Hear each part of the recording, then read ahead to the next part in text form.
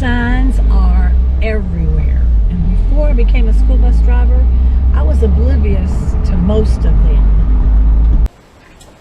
Welcome to Miss Hood's Retired School Bus Life.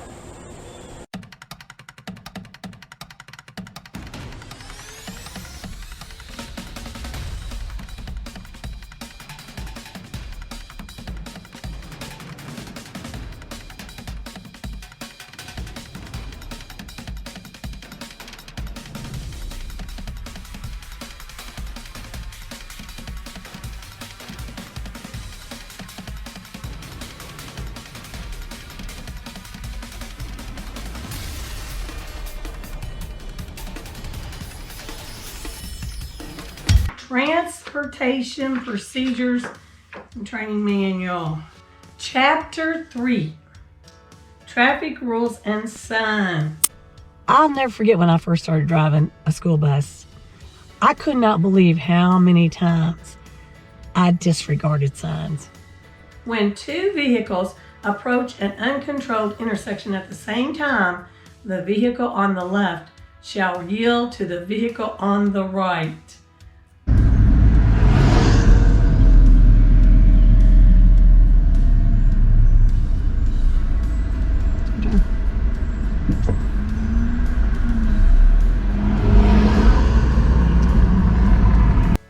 A bus driver should realize that even though another driver has violated the law, an accident could be deemed chargeable to the bus driver if he or she had the last clear chance to prevent the accident and did not take it.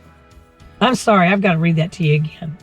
A bus driver should realize that even though another driver has violated the law, an accident could be deemed chargeable to the bus driver if he or she had the last clear chance to prevent the accident and did not take it. That's hard. I'm coming up this hill. There's a guardrail beside me, and I watch this car come across the yellow lines at me. I will say this to you. Remember when I had my accident? I can't move out of the way because I have this guardrail right beside me. And so just as I come around that curve, he runs right into the side of me. I had nowhere I could go.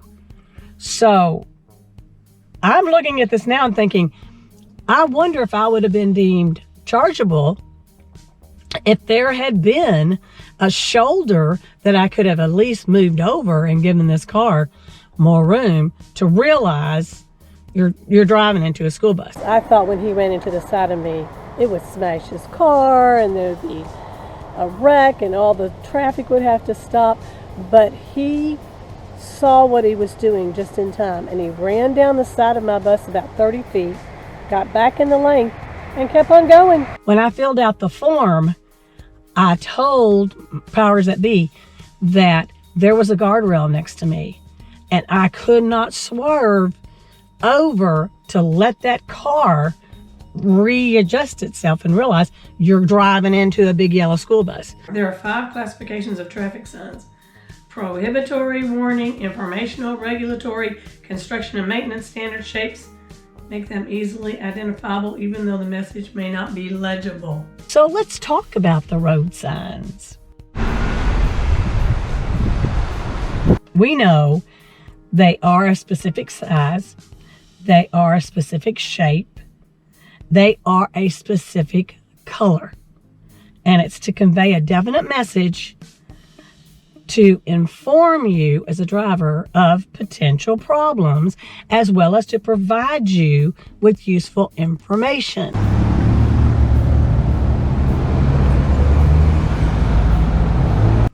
An octagon is used for this. This is a stop sign. What about a diamond? What is that for?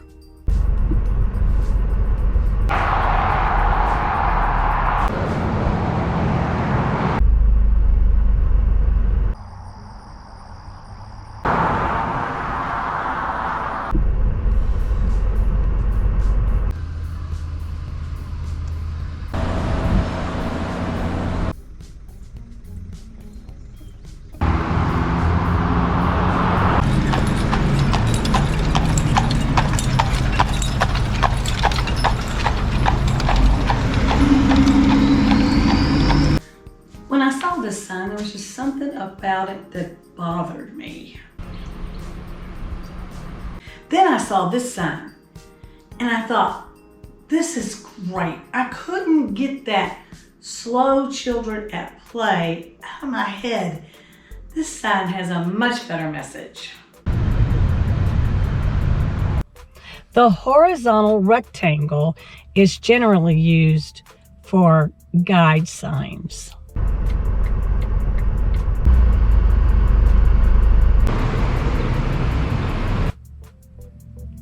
An equilateral triangle is exclusively for these signs. Vertical rectangle, generally for regulatory signs.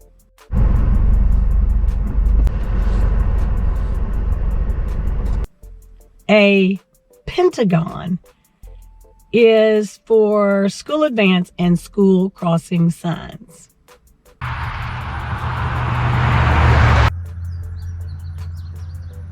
A pennant is advance warning of no passing zones.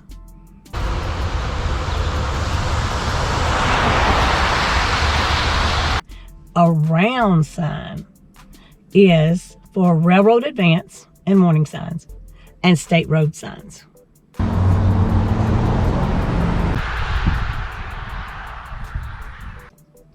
The shield is federal road signs. These signs are also color-coded, and each color indicates specific information about the roadway ahead. This allows identification of the type of sign from a great distance.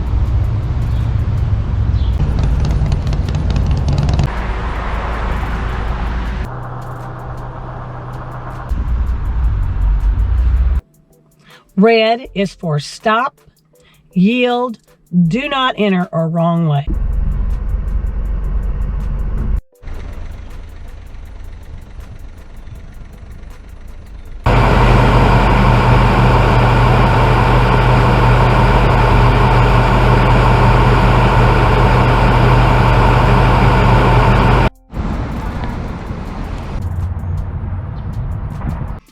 Green is guidance information such as distance or direction.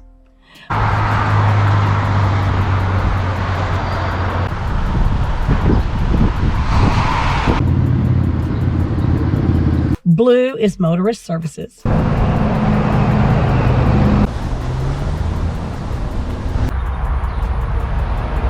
Yellow is a general warning.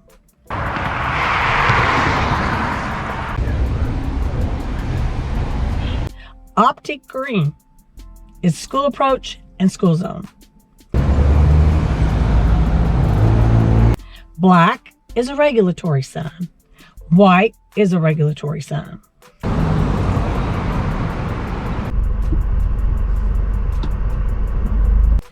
Orange is construction and maintenance warning.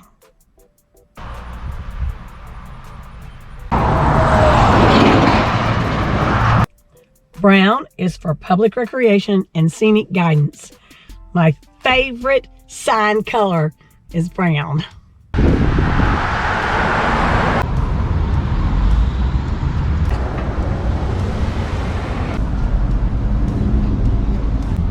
There must be a car show going on around here. Look at this.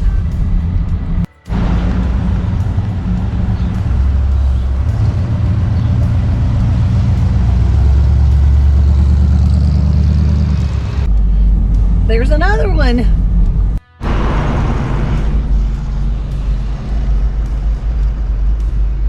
Signs, and more signs. As a school bus driver, I learned how important they were. And now I pay attention to all of them, especially this one.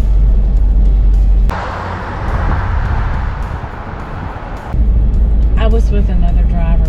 We had just gotten out of training, and they had put us on a bus to go to the garage and drop that bus off and pick up 2 more buses. And he was driving and he was talking, and I was watching the road probably more than he was, and we were coming close to the railroad crossing and he wasn't doing anything. we had to put our flashers on like 200 feet away and pump our brakes, and there was just a lot of things that you had to do to notify the traffic behind you that you're getting ready to stop. And he didn't do any of those. And I said, Umberto. And he kept on talking. I said, Umberto. And he kept on talking. And I said, Umberto, the railroad crossing. And I mean to tell you that we were right on that railroad crossing when he stopped that bus. I mean, when it came to railroad crossings, they put the fear of God into me.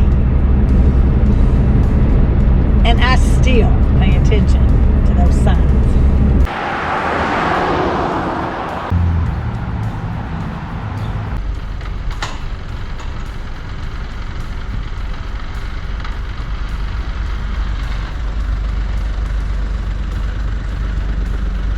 I know this isn't a sign, but I ran into Lola and I just couldn't resist. She is adorable. And she ran out in front of me. So do you think there should be a goat crossing sign here? Lola, you're so pretty, baby. Yes, can I pet you? Is it okay? Oh, yeah. She loves to be loved on. Oh, how old is she? 9. Oh my goodness. She still needs to be bottle fed. No kidding. Lola, what do you think about being here in the world?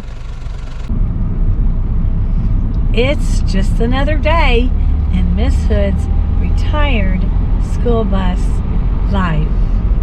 Be safe, everybody.